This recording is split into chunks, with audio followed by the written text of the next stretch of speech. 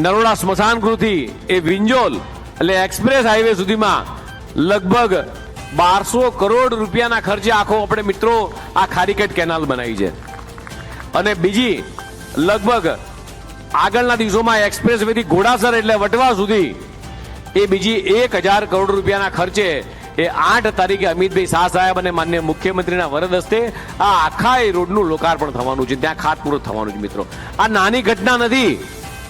જેના મકાન કેનાલ ઉપરના કિનારે છે એમના દીકરા દીકરીની સગાઈ થતી નથી, કોઈક સગાવાલા ઘરે આવે જોવા માટે ત્યારે જુઓ કે નકરી નરી ગંદકી છે, નકરા મચ્છરો છે, વાંસ મારતી હોય અને દીકરીને જોવા આવ્યો કે દીકરાને જોવા કે મારે અહીંયા વહુ દીકરી દેવી નથી, તમે તો ખારીકેટ ગંદકી કેનાલ જોડે રહો છો.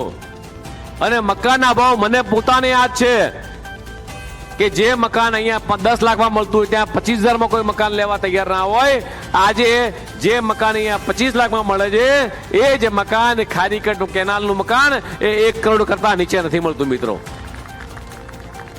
અને જેમ એક્સપ્રેસ હાઈવે પર જેમ ટ્રાફિક હોય, નેશનલ હાઈવે પર ટ્રાફિક હોય, એના કરતા આપણા બધા જ માટે છે કે આમથી આમ સુવિધા પથ આખો બન્યો હોય એ પ્રમાણેનું કામ એ મિત્રો અમદાવાદ મ્યુનિસિપલ કોર્પોરેશન અને રાજ્ય સરકારે કર્યું છે. એટલે